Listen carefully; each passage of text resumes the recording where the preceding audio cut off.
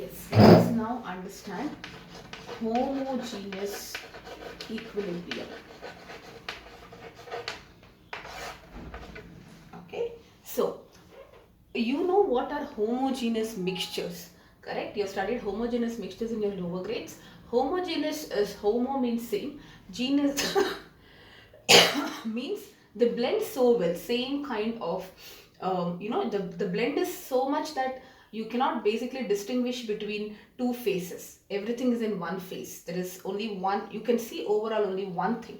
Like for example, if I talk about salt solution, once it is dissolved completely, I can't make out where is the salt. It looks like it is only one face. It has blended so well. Okay, so such kind of mixtures we call as homogeneous mixtures. Now what is homogeneous equilibrium? Homogeneous equilibrium is a kind of equilibrium where all reactants and products are in the all are in the same phase.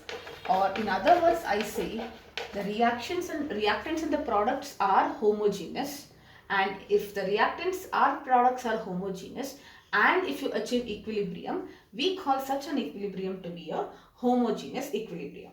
So example, nitrogen which is a gas, hydrogen which is a gas, giving you 2 moles of ammonia which is again a gas. So this is clearly an example for homogeneous equilibrium.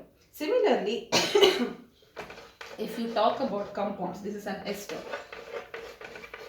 So this is if you take the aqueous solution of that in water, it gives you acetic acid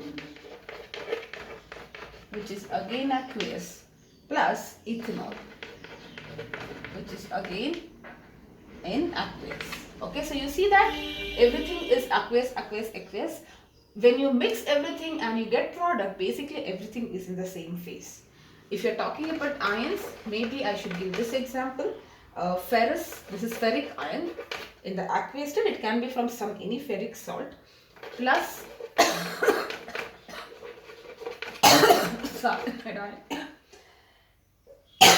giving you.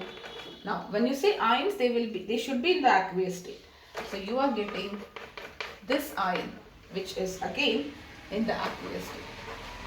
Okay, so these are some of the examples. You see that everything is in the same phase. So the equilibrium in these cases can be called as a homogeneous equilibrium.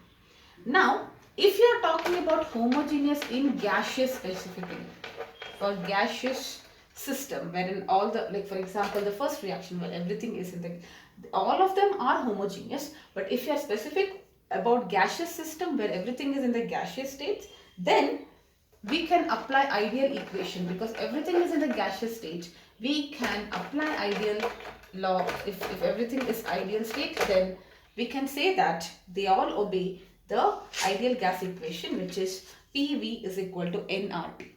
Right, so if I just modify this, if I bring V this side, it will be N by V into RT.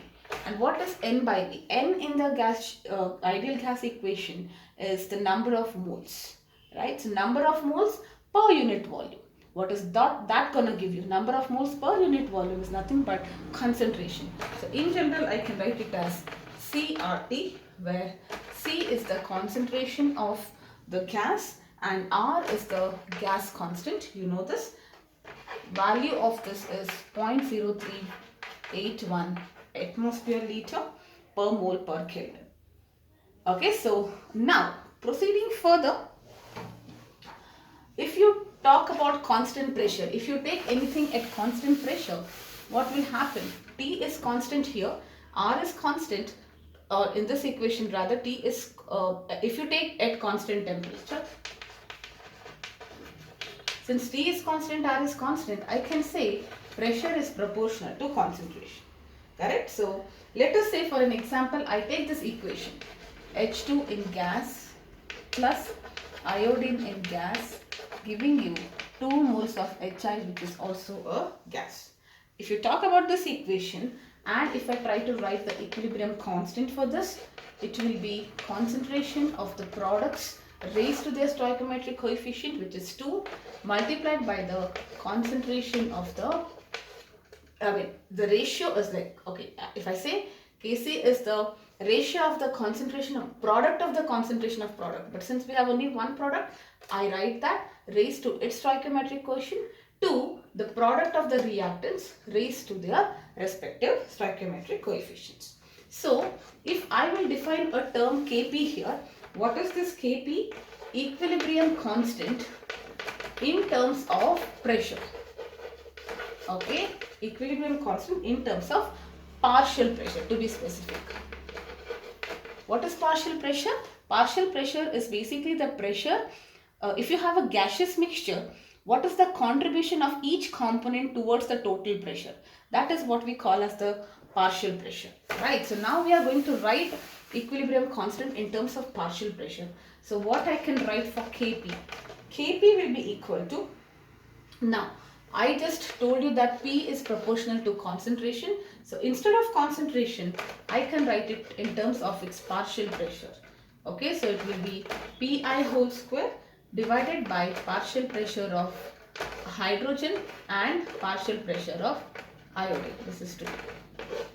So I'm just, since P is proportional to C, instead of C I'm writing P, Cp, Cp. That's all. Okay, so now what is this Phi? Phi will be, you know what is P in the gaseous equation? CRT. Right, I'll write this. P is CRT. So how can I write Phi? It will be the concentration of Hi multiplied by RT. Similarly, what will be pH2? Partial pressure of hydrogen. It will be its concentration multiplied by RT because of this.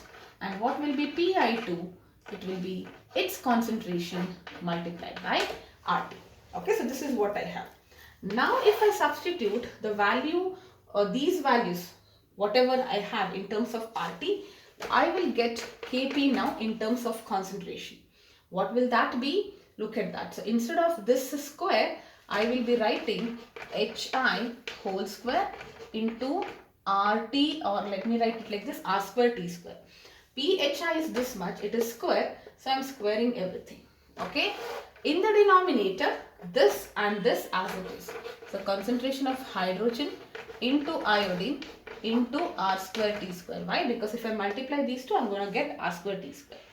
This is this. This is this. So I need to multiply these two. So I've written these two terms together. The product of these two is this. And you can see that this is going to get cancelled. And what do I get? What is this? This is nothing but Kc. So here I get Kp is equal to Kc.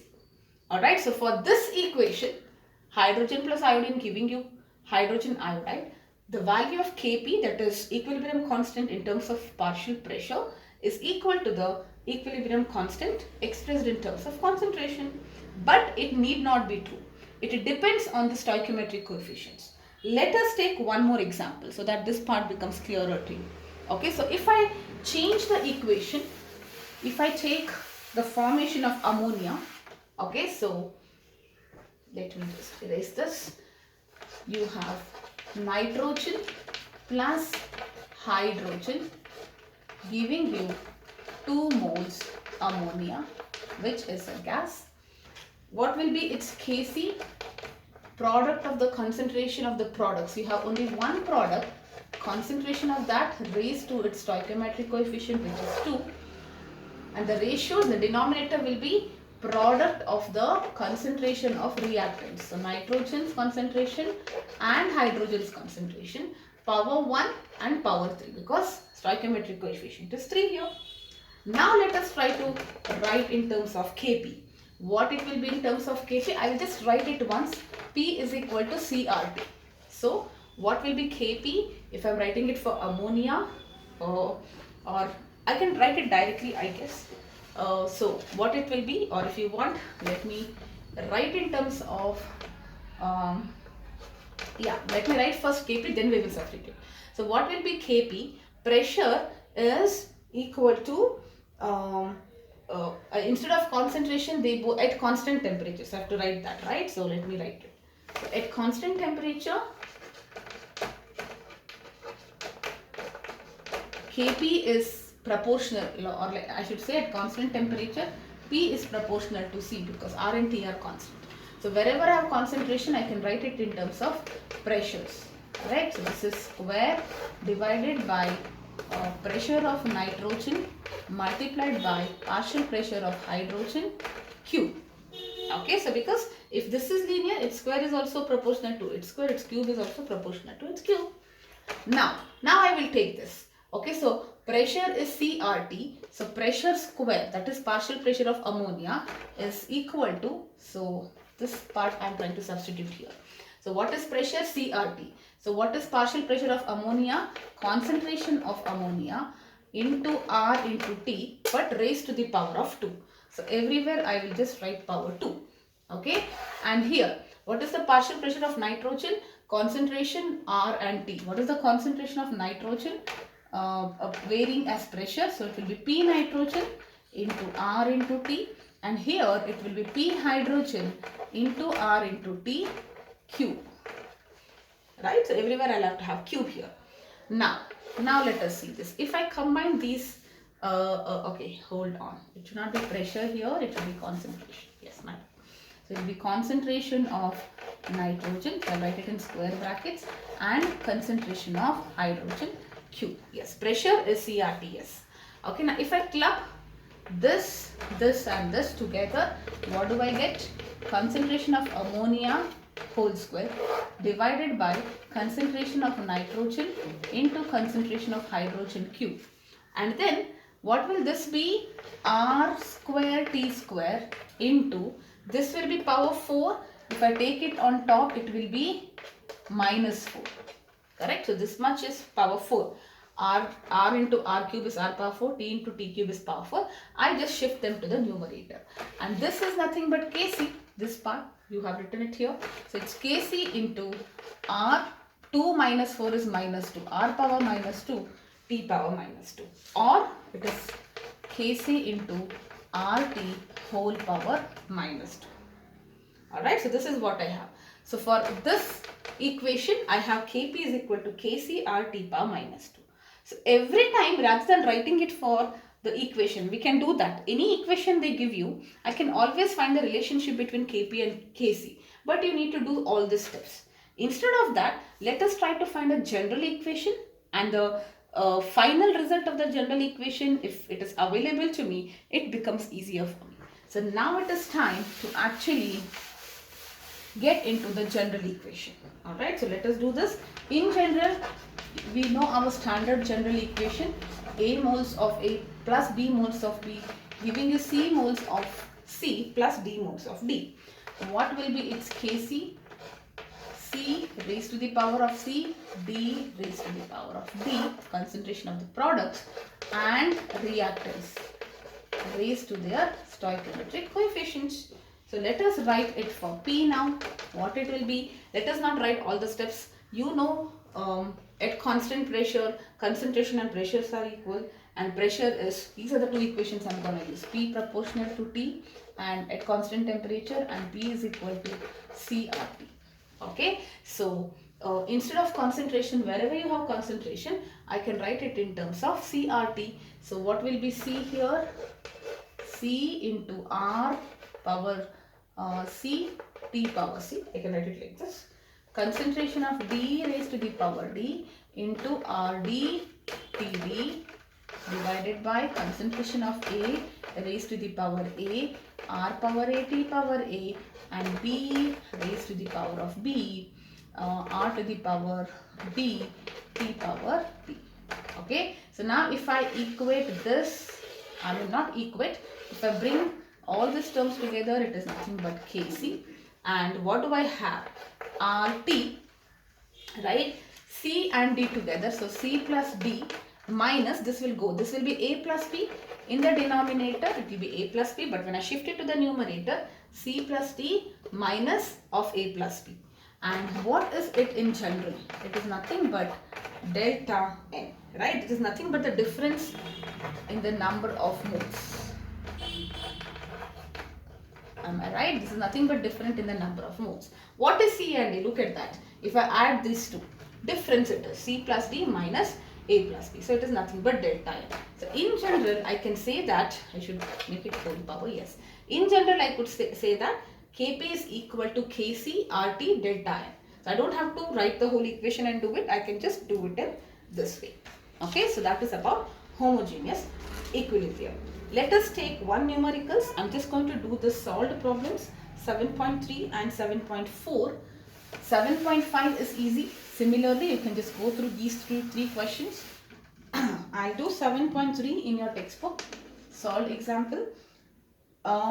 Potassium pentachloride. So PCl5, PCl3 and chlorine, they are at equilibrium at 500 Kelvin, having concentrations of, so what is the concentration of PCl, just a second, PCl3 is given first, it is 1.59 molar and chlorine is 1.55 molar, okay, and PCl5 is 1.4 molar. The concentrations are given. This is nothing but concentration. Okay. You have to find the Kc, value of Kc for the equation, this one, PCl3 plus Cl2. It's already a balanced equation. So what will be Kc here? Kc is product of the concentration of the products, okay, raised to their stoichiometric quotient is to or divided by the concentration of the reactants raised to the respective stoichiometric coefficients. So now I know everything, I just have to substitute 1.59 into 1.59 divided by 1.4. Okay, I think this should be 59. I wrote it wrong. Yes, this should be 59. Yes, if I just solve this, I am going to get 1.79. Okay. Another question I'll take again from your the next question immediately. It's a little different, so I want to take that. If it's similar, I'll only do one question. 7.4. They have given you Kc. Kc value is given to you 4.24 at 800 Kelvin. And what is the equation here? Carbon dioxide plus water. It's a homogeneous. See, everything is in gaseous state. Carbon dioxide. So carbon monoxide plus water giving you carbon dioxide plus hydrogen. Okay. You have to calculate the equilibrium constant of carbon dioxide. No, stoichiometric coefficients. Yes. I think yes. Stoichiometric coefficients is what you need to calculate for carbon dioxide, water, carbon monoxide and hydrogen. Okay. At the same temperature. If only carbon monoxide and water are present initially they are present at this much quantity, 0.1 molars. That means I started the reaction with 0.1 molars of carbon monoxide and water, and I need to check after equilibrium what are the concentrations of all this. That means I carry out this reaction with 0.1 moles of carbon dioxide. Let me just write this. I will for now not write the states here. Okay. So what is the meaning of this? I took 0.1 moles of this and 0.1 moles of this because is it balanced? Yes, it's very much balanced. So I take 0.1 moles and 0.1 moles, it's given. And initially there will be no product. At equilibrium, what is this? What is this? What is this? What is this? That is what is the question. Okay. So now let us say at equilibrium, I will be getting X moles of carbon dioxide and X moles. Both are 1:1. So if this is X moles, I will be getting X moles of hydrogen. What is the meaning of that? I started with 0.1 moles of carbon dioxide and 0.1 moles of water. At equilibrium, I have got X moles of carbon dioxide and X moles of hydrogen. That means whatever I took, a part of it is converted. The remaining will be what? This is nothing but 0.1 minus X, and this will also be 0.1 minus X. Correct? So let us say I take 10 moles, and if I am saying I am getting 2 moles of product, how did I get this 2 moles? From this part only, right? So if I am taking 10 moles and I am getting 2 moles, obviously 8 moles will remain. Only 2 moles have reacted, 8 moles are as it is.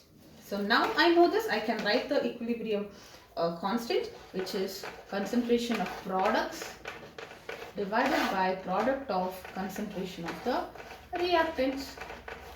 What will this be? And I know this value, it is 4.24. So So it is equal to x into x divided by 0.1 minus x into 0.1 minus x. So I just have to solve this because I'm going to get a quadratic here. I'm not going to do everything. I just write the equation. So a minus b whole square, a square plus b square minus 2ab. Okay, so this is what I get.